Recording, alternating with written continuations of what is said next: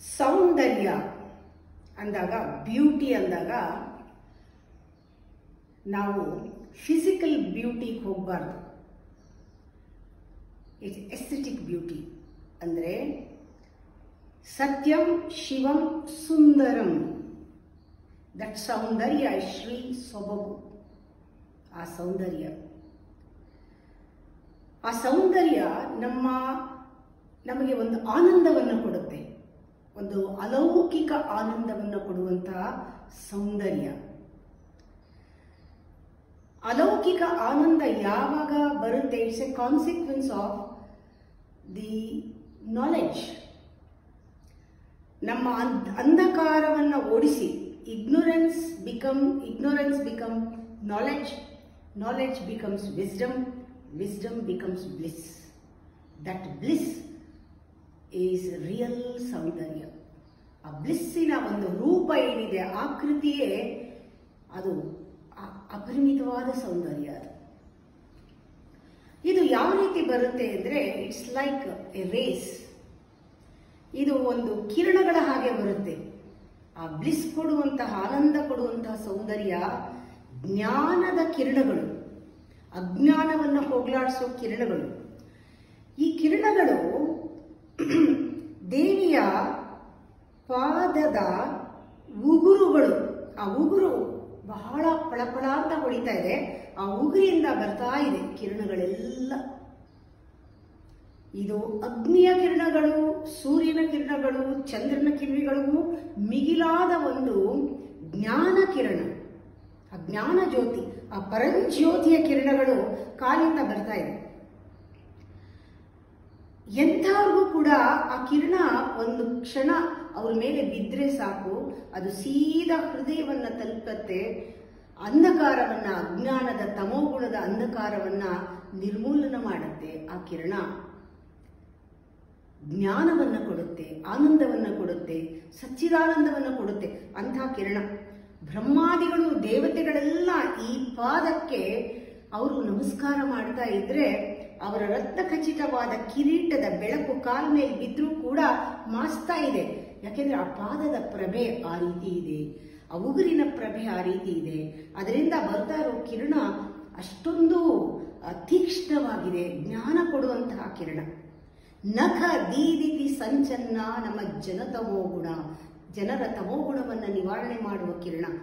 ನಾವು ಕಣ್ಮುಚ್ಚಿದಾಗ ದೇವಿಯ ಪಾದವನ್ನು ನೋಡಿ, ಆ ಪಾದದಲ್ಲಿ ಉಗುರಿನಿಂದ ಬರ್ತಾ ಇರೋ ಕಿರಣಗಳನ್ನು ನಾವು ಮನಸ್ಸಿನಲ್ಲಿ ಧ್ಯಾನಿಸ್ಕೊಂಡ್ರೆ ಸಾಕು, ಅದು ಹೃದಯಕ್ಕೆ ತಲುಪಿ ನಮಗೆ ಆನಂದವನ್ನು ಕೊಡುತ್ತೆ.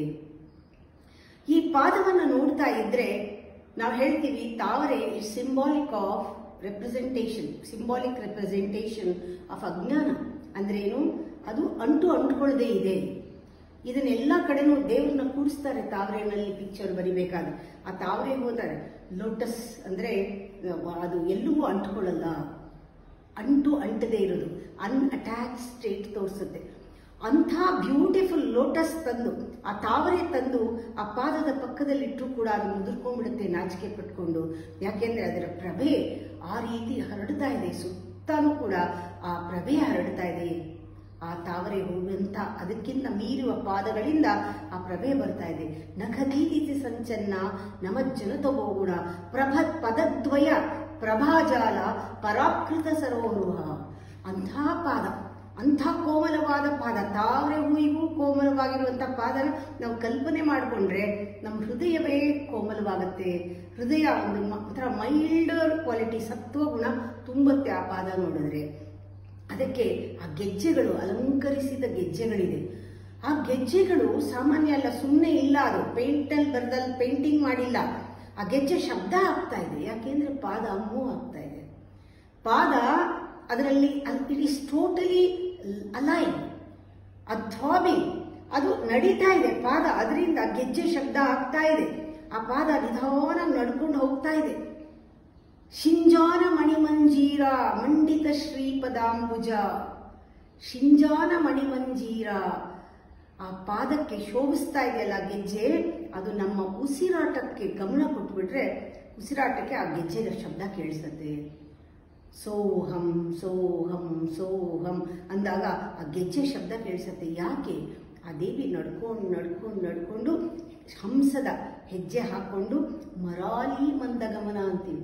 ಹೆಜ್ಜೆ ಹಾಕ್ಕೊಂಡು ಆ ಸಹಸ್ರಾರದಲ್ಲಿರೋ ಶಿವನ ಒಂದು ಎಡತೊಡೆ ಮೇಲೆ ಕೂತ್ಕೊಳ್ಳೋಕ್ಕೆ ಅವಳು ಹೋಗ್ತಾ ಇದ್ದಾಳೆ. ನಮ್ಮನ್ನೂ ಕೂಡ ಆ ಶಿವ ಸಾಯುಜ್ಯಕ್ಕೆ ಕರ್ಕೊಂಡು ಹೋಗುತ್ತೆ. ಈ ಪಾದವನ್ನು ಅನುಸರಿಸಿದರೆ ಅಥವಾ ಪಾದದ ಬೆಳಕು ನಮ್ಮನ್ನಲ್ಲಿ ಕರ್ಕೊಂಡು ಹೋಗುತ್ತೆ. ಹಿಂಜಾನ ಮಣಿಮಂಜೀರ ಮಂಡಿತ ಶ್ರೀಪದಾಂಬುಜ ಮರಾಲಿ ಮಂದಗಮನ ಮಹಾಲಾವಣ್ಯ ಶೇವದಿ. ಇದು ಎಲ್ಲೋ ಶುರುವಾಗಿ ಎಲ್ಲೋ ಮುಗಿಯುವುದಲ್ಲ. ಇದು ಪ್ರಯಾಣ ನಿರಂತರವಾಗಿ ಒಂದು ದೊಡ್ಡ ಲಾವಣ್ಯದ ಸರೋವರ ಅಥವಾ ಸಾಗರವೇ ಒಂದು ಕಡೆಯಿಂದ ಒಂದು ಕಡೆಗೆ ಹೋಗ್ತಾ ಇದೆ. ಎಲ್ಲಿಂದ ಶುರುವಾಗಿದೆ ಎಲ್ಲಿಂದ ಮುಗಿಯುತ್ತೆ ಅಂತ ಗೊತ್ತಿಲ್ಲ. ಆ ರೀತಿ ಪ್ರವಾಹ ಇದೆ, ಲಾವಣ್ಯದ ಪ್ರವಾಹ. ಅವಳು ನಡೀತಾ ಇದ್ರೆ ಲಾವಣ್ಯ ಶೇವದಿ ಸರ್ವ ಅರುಣ. ನೋಡಿ, ಬೆಳಗ್ಗೆ ಎದ್ದ ತಕ್ಷಣ ಫಸ್ಟು ಕಾಣೋದು ಕೆಂಪು ಬಣ್ಣ. ಸೂರ್ಯ ಇನ್ನೂ ಬಂದಿಲ್ಲ.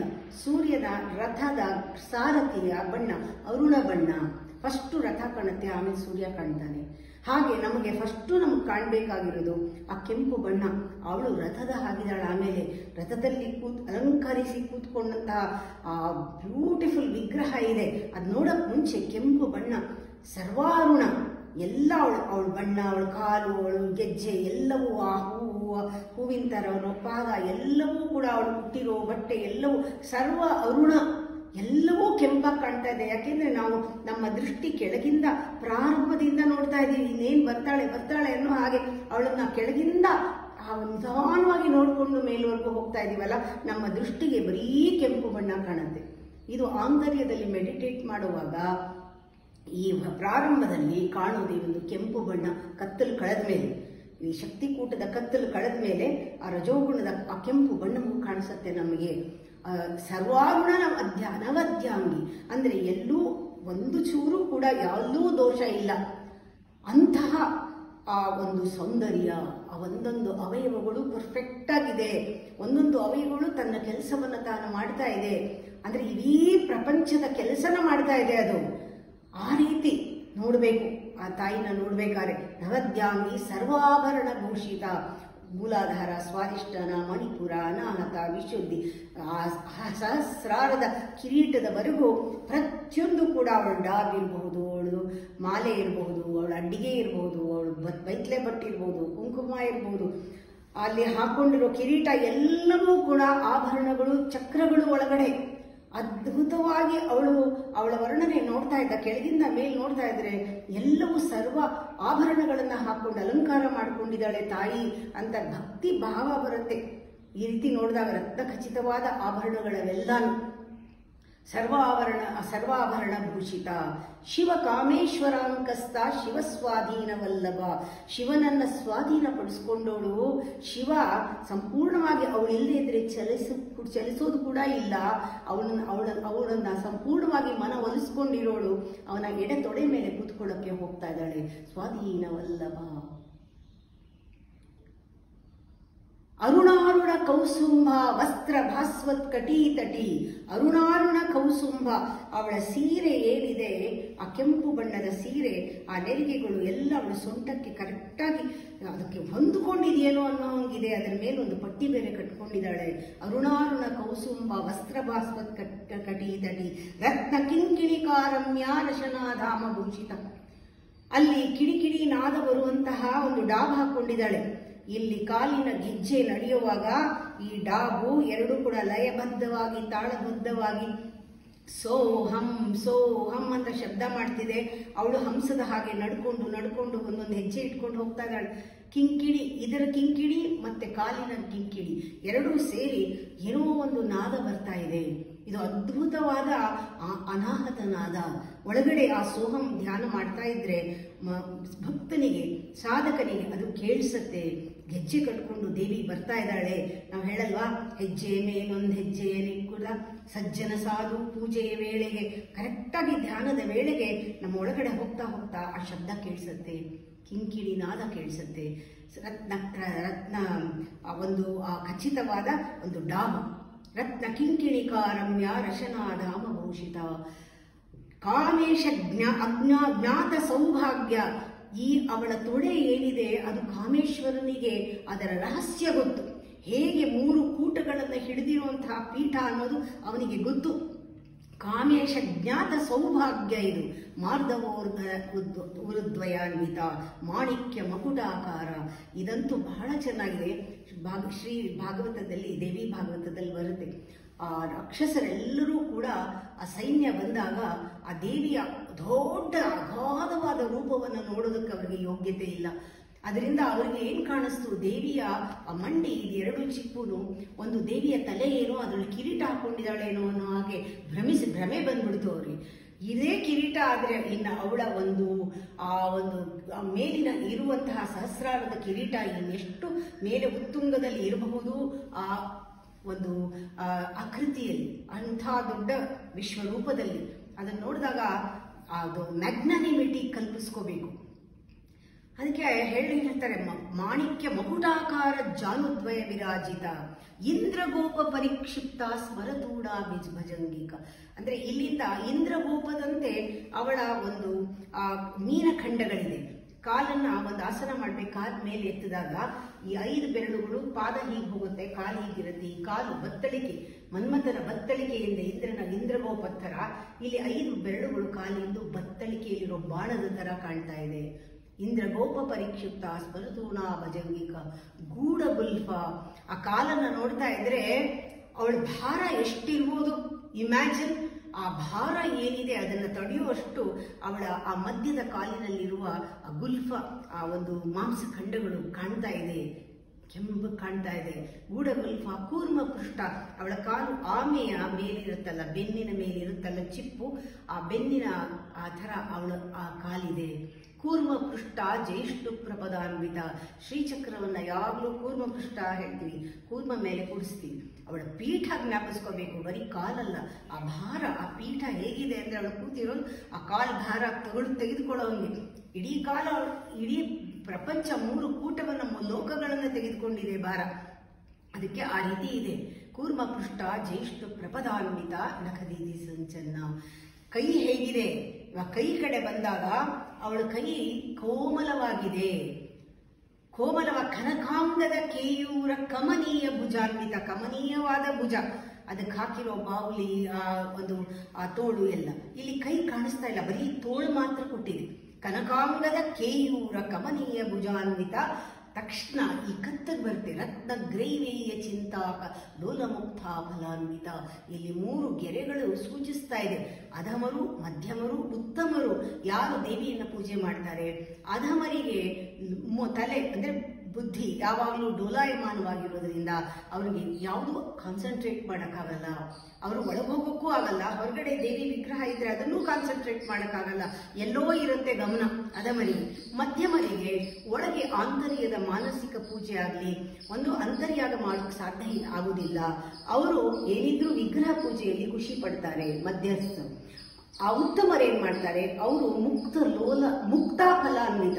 ಅವರಿಗೆ ಆ ದೇವಿಯ ಸ್ತನದಿಂದ ಬರುವಂತಹ ಮುಕ್ತಿ ಕ್ಷೀರ, ಆ ಮುಕ್ತಿ ಅಮೃತ ಸಿಕ್ಕತ್ತೆ. ಆ ರೀತಿ ಅವರು ಅವಳಲ್ಲಿ ಒಂದಾಗ್ಬಿಟ್ಟಿರ್ತಾರೆ. ಮುಕ್ತಾ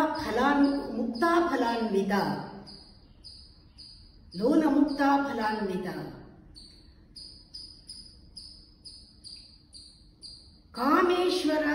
ಕಾಮೇಶ್ವರ ಪ್ರೇಮ ಮನಿ ಪ್ರತಪಡಿಸ್ತಾನೆ. ಈ ಸ್ತನವನ್ನ ಅವಳು ಕಾಮೇಶ್ವರನಿಗೆ ಪ್ರೇಮಕ್ಕಾಗಿ ಕೊಟ್ಟಿರ್ತಾಳೆ. ಪ್ರತಿಪಡಿಸ್ತಾನೆ. ನಾಭ್ಯಾಲವಾಲ ರೋಮಾಲಿ ಲತಾಫಲ ಕುಚದ್ವೈ. ಈ ಹೊಕ್ಕಳು ಅವಳದು ಪಾತಿಯಾಗಿದ್ರೆ ಅದರೊಳಗಿಂದ ರೋಮಾವಲಿ ಅಂತ, ರೋಮರಾಜಿ ಅನ್ನೋದೊಂದು ಗಿಡ. ಆ ಗಿಡದಿಂದ, ಆ ಬಳ್ಳಿಯಿಂದ ಬಂದ 2 ಮೊಗ್ಗುಗಳೇನೋ, ಹೂಗಳೇನೋ ಅಂತ ಕಾಣಿಸುತ್ತೆ. ಇದು ಧ್ಯಾನದಲ್ಲಿ ಈ ಖಂಡ ಇದೆಯಲ್ಲ, ಇದು ಸೂರ್ಯಖಂಡ. ಯಾವಾಗ ಕುಂಡಲಿನಿ ಶಕ್ತಿ ಆ ಮಣಿಪುರ ಚಕ್ರವನ್ನು ದಾಟಿ ಬಂದಾಗ, ಅದರಲ್ಲಿ ಹುಣ್ಣಿಮೆನೋ ಅಮಾವಾಸ್ಯೆನೋ ಆಗಿದ್ರೆ ಅವತ್ತು ಸೂರ್ಯ ಮತ್ತು ಚಂದ್ರ, ಅಮಾವಾಸ್ಯೆ ಆಗಿದ್ರೆ ಚಂದ್ರ, ಸೂರ್ಯ ಹುಣ್ಣಿಮೆ ಆಗಿದ್ದಾಗ ಅವತ್ತಿನ ವಿಶೇಷವಾದ ಕಳೆಗಳಿಂದ ತುಂಬಿರುತ್ತೆ. ಹಾಗೆ ಅವಳ ಸ್ತನಗಳು ಸೂರ್ಯಮಂಡಲ ಚಂದ್ರಮಂಡಲ ಆಗಿದ್ರಿಂದ ಅದು ನಮಗೆ ಆ ರೀತಿ ಭಾಸವಾಗತ್ತೆ ಅಂತ, ಬೆಳಕು ಕಾಣಿಸುತ್ತೆ. ಒಂದೊಂದ್ಸಲಿ ಕೆಲವು ಸತಿ ಮೆಡಿಟೇಷನ್ ಅಲ್ಲಿ ಸೂರ್ಯ ಚಂದ್ರ ಒಟ್ಟಿಗೆ ಇದ್ರೆ ಹೇಗಿರುತ್ತೋ ಹಾಗೆ ಅವಳ ಸ್ತನಗಳು ಕಾಣುತ್ತೆ. ಸ್ತನಭಾರ ಧಲನ್ಮಧ್ಯ ಪಟ್ಟ ಬಂದವಲಿತ್ರೆಯ. ಇದು ಒಂದೊಂದೂ ಜ್ಞಾಪಿಸ್ಕೊಂಡ್ರೆ ಆ ರೋಮಾವಳಿ ಬಂದಾಗ ಅವಳು ಈ ಹೊಟ್ಟೆ ಮೇಲೂ ಕೂಡ 3 ಗೆರೆ ಇದೆ. ಇದು 3 ಗ್ರಂಥಿಗಳನ್ನು ತೋರಿಸುತ್ತೆ. ಅವಳು ಅದಕ್ಕೆ ಆ ಭಾರ, ಸ್ತನದ ಭಾರಕ್ಕೆ ಜಗ್ಗತ್ತೆ ಅಂತ ಹೇಳಿ ಇಲ್ಲಿ ಒಂದು ಕಟಿ ಪ್ರದೇಶಕ್ಕೆ ಒಂದು ಪಟ್ಟಿಯನ್ನು ಕಟ್ಕೊಂಡಿದ್ದಾಳೆ. ಇದು ಎಷ್ಟು ಚೆನ್ನಾಗಿದೆ, ಒಂದೊಂದೂ ಕೂಡ ಗಮನಿಸ್ತಾ ಇದ್ರೆ ಬಹಳ ಚೆನ್ನಾಗಿದೆ.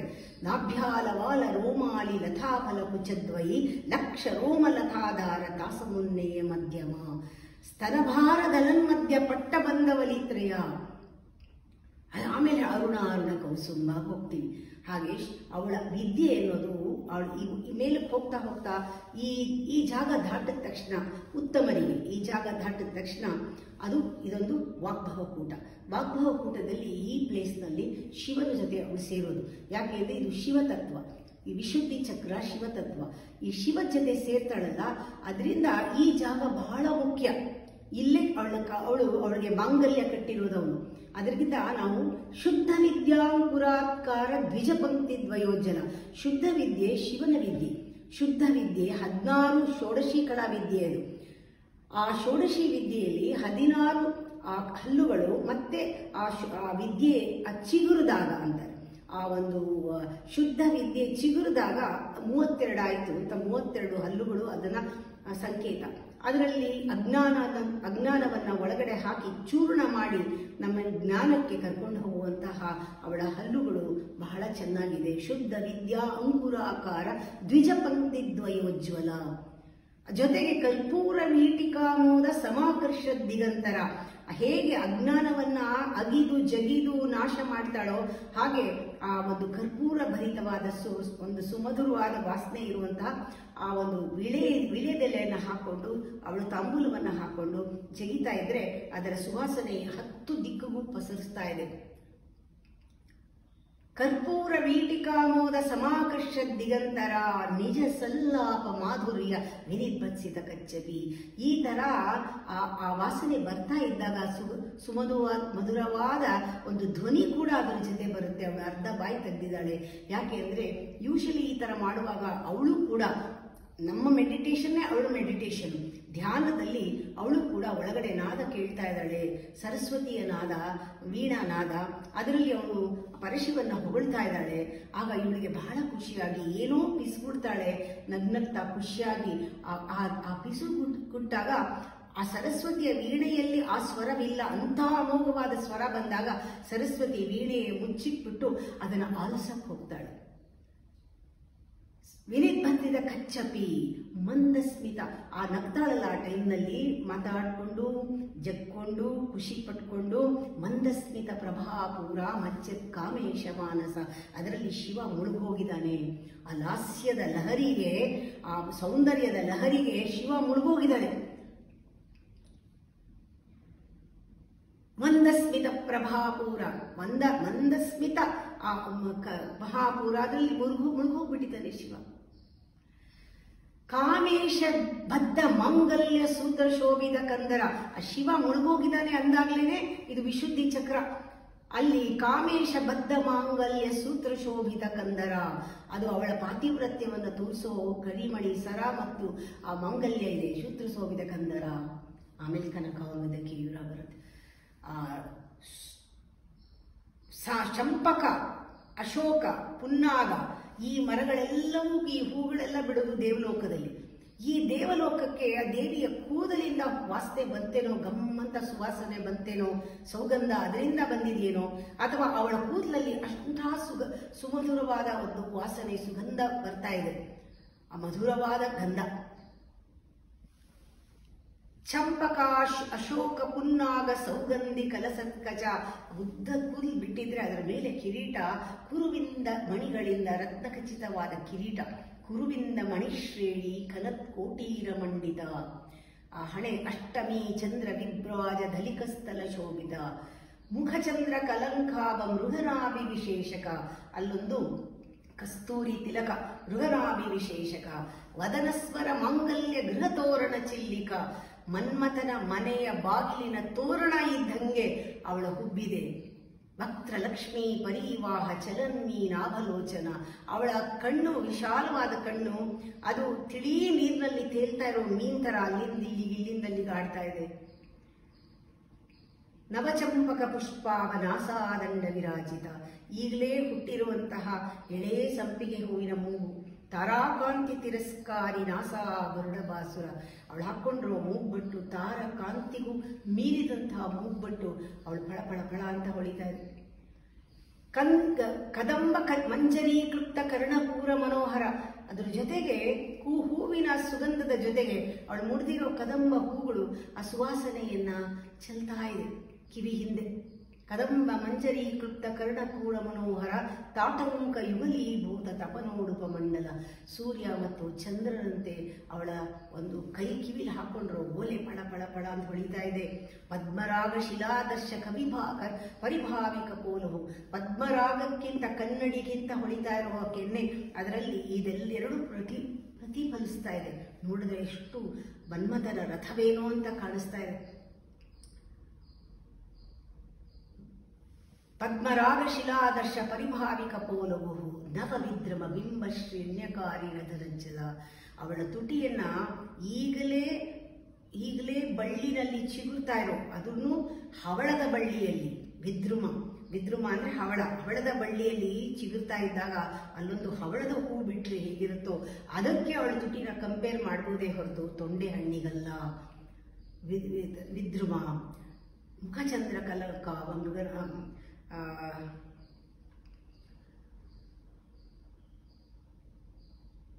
ನವಚಂಪಕ ಪುಷ್ಪಾಭ ನಾಸಾದಂಡ ವಿರಾಜಿತ ತಾರಾಕಾಂತಿ ತಿರಸ್ಕಾರಿ ನಾಸಾಭರಣ ಬಾಸುರ. ಕದಂಬ ಮಂಜರೀಕೃತ ಕರ್ಣಕೂಡ ಮನೋಹರ ತಾಟಂಕ ಯುಗಲೀಭೂತ ತಪನೋಡುಪ ಮಂಡಲ. ಪದ್ಮರಾಗ ಶಿಲಾದರ್ಶ ಪರಿಭಾವಿಕ ಪೋಲವು ನವ ವಿದ್ರಮ ಬಿಂಬ ಶ್ರೇಣ್ಯಕಾರಿ ರಥರಂಜದ ಶುದ್ಧ ವಿದ್ಯಾಂಗುರಾಕಾರ. ಈ ತಾಯಿ ಯಾರು? ಲಲಿತಾ ಅಮ್ಮ. ಇಷ್ಟು ಆ ಕಿರೀಟನ ನೋಡ್ತಾ ಇದ್ರೆ ಅವಳು ಎಲ್ಲಿಂದ ಬಂದಿದ್ದಾಳೆ, ಎಲ್ಲಿಂದ ಎಲ್ಲಿವರೆಗೆ ಅವಳ ಸೌಂದರ್ಯ ಹರಿದು ಹೋಗ್ತಾ ಇದೆ. ಶ್ರೀಮಾತಾ ಶ್ರೀ ಮಹಾರಾಜ್ಞಿ. ಅವಳು ಎಲ್ಲರಿಗೂ ಜಗಜ್ಜನನಿ, ಎಲ್ಲರಿಗೂ ತಾಯಿ. ಆ ಬ್ರಹ್ಮ ಕೀಟ ಜನನಿ. ಒಂದು ಸಣ್ಣ ಒಂದು ಹುಳದಿಂದ ಹಿಡಿದು ಬ್ರಹ್ಮನವರೆಗೂ ಅವಳೇ ಸೃಷ್ಟಿ ಮಾಡಿರೋದು ಮಾತಾ. ಶ್ರೀ ಮಾತಾ ಅನ್ನೋದು ಒಂದೇ ಮೊದಲನೇ ನಾಮ ಏನಿದೆ, ಅದರ ಆಳದಲ್ಲಿ ಎಲ್ಲ ಸಹಸ್ರನಾಮಗಳು ಇದೆ. ಶ್ರೀಮಾತಾ ಅಂದಾಗ ಇದನ್ನ ವರ್ಣಿಸಕ್ ಪ್ರಾರಂಭಿಸಿದ್ರೆ ಇದಕ್ಕೆ ಕೊನೆಯೇ ಇಲ್ಲ. ಎಲ್ಲ ವೇದ ಉಪನಿಷತ್ತು ಎಲ್ಲ ಸಾರಗಳು ಈ ಅಮ್ಮ ಅನ್ನೋ ನಾಮದಲ್ಲಿದೆ. ಶ್ರೀಮಾತಾ ಮಹಾರಾಜ್ಞಿ. ಸೃಷ್ಟಿ ಮಾತ್ರ ಅಲ್ಲ, ಸೃಷ್ಟಿ ಮಾಡಿದ್ದನ್ನೆಲ್ಲ ತನ್ನ ಒಡಲಿಟ್ಕೊಂಡು ಪರಿಪಾಲನೆ ಮಾಡ್ತಿರೋ ತಾಯಿ ಮಹಾರಾಜ್ಞಿ. ಶ್ರೀಮತ್ ಸಿಂಹಾಸನೇಶ್ವರಿ. ಅದನ್ನು ಕೂಡ ಬ್ಯಾಲೆನ್ಸ್ ಆಗೋ ಹಾಗೆ ಲಯ ಮಾಡ್ತಾ ಇದ್ದಾಳೆ ಸಿಂಹವಾಹಿನಿಯಾಗಿ. ಸೃಷ್ಟಿ ಸ್ಥಿತಿ ಲಯ ನಡೀತಾ ಇದೆ ನಮ್ಮಲ್ಲೂ.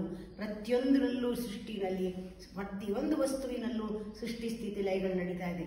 ನಾವು ಸೂಕ್ಷ್ಮವಾಗಿ ಹೇಗೆ ಅದನ್ನು ಗಮನಿಸೋದು? ಸೃಷ್ಟಿ ಎಂದಾಗ ನಮ್ಮ ಕನಸಿನ ಸ್ಥಿತಿ, ಸೃಷ್ಟಿ ಅಂದಾಗ ಕನಸು, ಸ್ಥಿತಿ ಎಂದಾಗ ನಾವು ಎಚ್ಚರದ ಸ್ಥಿತಿ, ಲಯ ಅಂದಾಗ ನಮ್ಮ ನಿದ್ರಾ ಸ್ಥಿತಿ. ಸೃಷ್ಟಿ ಸ್ಥಿತಿ ಲಯಗಳನ್ನು ಮೀರಿದಾಗ ನಾವು ತುರ್ಯಾವಸ್ಥೆಗೆ ಹೋಗ್ತೀವಿ, ಧ್ಯಾನಾವಸ್ಥೆಗೆ ಹೋಗ್ತೀವಿ. ಆಗ ನಮ್ಮ ಚಿತ್ತ 4ನೇ ಅವಸ್ಥೆಯಲ್ಲಿ ನಮ್ಮ ಚಿತ್ತದಲ್ಲಿ ಬೆಳಕು ಕಾಣಿಸುತ್ತೆ. ಅಲ್ಲಿಂದ ಬೆಳಕು ಹೊರಗಡೆ ಬರುತ್ತೆ. ಆ 3 ಆದ್ಮೇಲೆ 4ನೇ ಸ್ಥಿತಿನೇ ಚಿದಗ್ನಿಕುಂಡ ಸಂಭೂತ ದೇವಕಾರ್ಯ ಸಮುದ್ಯತ. ಯಾವ ಭಕ್ತನಿಗೆ, ಯಾವ ಯೋಗಿಗೆ ಸಂಪೂರ್ಣ ಸಮರ್ಪಣೆ ಮಾಡಿಕೊಂಡು, ಅಮ್ಮ ಇದರಲ್ಲಿ ನೀನೇ ಇದೆಯಾ, ನೀನು ಏನಾದ್ರೂ ಅವತಾರ ತೆಗೆದುಕೊಂಡು ಬಂದ್ರೆ ಏನ್ ಮಾಡಬೇಕು ಅದನ್ನ ನೀನು ಮಾಡು ನನ್ನ ಮೂಲಕ ಅಂತ ಸಮರ್ಪಣೆ ಮಾಡಿಕೊಂಡ್ರೆ ಚಿದಗ್ನಿಕುಂಡ ಸಂಭೂತ ದೇವಕಾರ್ಯ ಸಮುದ್ಯತ. ಅಂಥವರಿಗೆ ಉದ್ಯದ್ಭಾನು ಸಹಸ್ರಾಭ. ಆ ರೀತಿ ಸೂರ್ಯ ಬೆಳಕು ಹರಡಿದಂಗೆ ಕೋಟಿ ಸೂರ್ಯನ ಕಿರಣಗಳು ಅವರಲ್ಲಿ ಆ ಒಂದು ಪರಂಜ್ಯೋತಿ ಹರಡಿ ಹರಡಿ ಹರಡಿ ವಿಶಾಲವಾಗ್ತಾ ಹೋಗುತ್ತೆ. ಆಗ ಅವರಿಗೆ ಕಾಣಿಸೋದು ಅವಳ ಮುಖ ಎಲ್ಲ ಕಾಣ್ತಲ್ಲ, ಈಗ ಬರೀ ಎಲ್ಲ ಮುಚ್ಕೊಂಡ್ಬಿಟ್ಟಿದೆ ಬಣ್ಣದಲ್ಲಿ. ಈಗ ಅವಳಿಗೆ 4 ಕೈಗಳು ಕಾಣಿಸುತ್ತೆ. ಆಗ ಅಮ್ಮನ ಕೇಳ್ತಾರೆ, ನೀನು ಚತುರ್ಬಾಹು ಸಮನ್ವಿತ ರಾಗ ಸ್ವರೂಪ ಪಾಷಾಢ್ಯ. ರಾಗದ್ವೇಷಗಳನ್ನ ನನ್ನಲ್ಲಿ ಹೋಗಿಸೋದಕ್ಕೆ ನೀನು ಪಾಶವನ್ನ ಹಾಕು. ಶಾಶ್ವತವಾಗಿ ನಿನ್ನ ಮುಖ ನನಗೆ ಕಾಣ್ತಾ ಇರಲಿ, ನಿನ್ನ ಕಣ್ಣು ನೋಟ ನನ್ನ ಮೇಲೆ ಇರಲಿ, ನನಗೆ ದಿಕ್ಕನ್ನು ತೋರಿಸ್ತಾ ಇರು. ನಾನು ಈ ಸೌಂದರ್ಯವನ್ನ ನಾನು ಆಸ್ವಾದಿಸ್ತಾ ಆಸ್ವಾದಿಸ್ತಾ ಆನಂದದಲ್ಲಿ ಕೆಲಸ ಮಾಡ್ತೀನಿ. ರಾಗಸ್ವರೂಪ ಪಾಷಾಢ್ಯ ಕ್ರೋಧಾಕಾರ ಅಂಕುಶೋಜ್ವಲ. ನನ್ನಲ್ಲಿ ಕ್ರೋಧ ಕಂಡ್ರೆ ಅಲ್ಲೇನೆ ಅಂಕುಶ ಹಾಕ್ಬಿಡು. ನನ್ನ ಮನಸ್ಸು ಆ ಕಡೆ ಈ ಕಡೆ ಚಲಿಸಕ್ ಬಿಡಬೇಡ, ಅದನ್ನ ಕೋದಂಡವಾಗಿ ಹಿಡ್ಕೊಂಡ್ಬಿಡು. ಮನೋರೂಪೇಕ್ಷ ಕೋದಂಡ. ನೀನು ಕಬ್ಬಿನ ಜಲ್ಲೆ ಇದೆಯಲ್ಲ, ಕಬ್ಬಿನ ಜಲ್ಲೆ ರೆಪ್ರೆಸೆಂಟ್ಸ್ ಅವರ್ ಮೇರುದಂಡ. ಅದರಲ್ಲಿರುವ ಚಕ್ರಗಳೆಲ್ಲ ಗೆಣ್ಣುಗಳು, ಒಳಗಡೆ ಇರೋ ಅಮೃತವೇ ನಿಜವಾದ ಆ ಒಂದು ರಸ, ಅಮೃತ. ಮನೋರೂಪೇಕ್ಷ ಕೋದಂಡ ಪಂಚತನ್ಮಾತ್ರ ಸಹಾಯಕ. ನನ್ನ 5 ಇಂದ್ರಿಯಗಳನ್ನ, ಪಂಚಕೋಶಗಳನ್ನ, ಪಂಚಪ್ರಾಣವನ್ನ ಎಲ್ಲವನ್ನೂ ಕೂಡ ನಿನ್ನ ಪಂಚ ಬಾಣದಿಂದ ನಿಯಂತ್ರಿಸಿ ನನ್ನನ್ನು ನಿನ್ನ ಹತ್ರನೇ ಇಟ್ಕೋತಾಯಿ.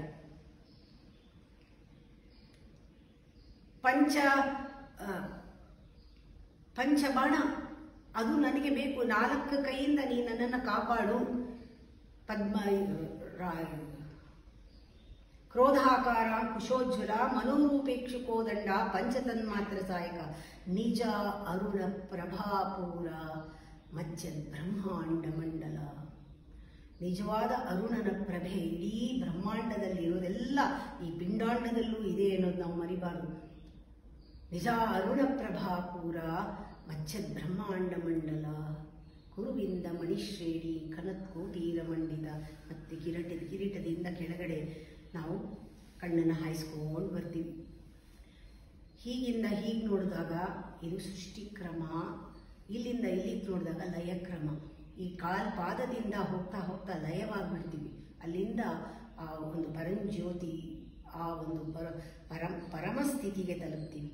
ಮತ್ತೆ ಅಲ್ಲಿಂದ ಕೆಳಗೆ ಬರುವಾಗ ನಿಜವಾಗ್ಲೂ ದೇವಿಯ ಒಂದು ದರಾಂದೋಲಿತ ದೀರ್ಘಾಕ್ಷಿ ಅನ್ನಂಗೆ ಆ ಶಕ್ತಿ ಮತ್ತೆ ಬಂದು ಕುಂಡಲಿನಿ ಒಂದು ಪ್ರದಕ್ಷಿಣೆ ತೆಗೆದುಕೊಂಡು ಒಂದು ಪರಿಕ್ರಮವಾಗಿ ಮತ್ತು ಬಂದು ನಮ್ಮ ಮೂಲಾಧಾರದಲ್ಲಿ ಸೇರಿಕೊಳ್ಳುತ್ತೆ. ಇದು ಒಂದು ಸುತ್ತು ಆದರೆ ಯೋಗಿಗೆ ಇದೊಂದು ದೊಡ್ಡ ಈವೆಂಟ್ ಜೀವನದಲ್ಲಿ. ಮನುಷ್ಯರಿಗೆ ಅಂತ ಹೇಳಬೇಕು, ಎಲ್ಲ ಮನುಷ್ಯರು ಯೋಗಿಗಳಾಗಬೇಕು. ಇದು ಎಲ್ಲರಿಗೂ ನಡಿಬೇಕು. ಇದೇ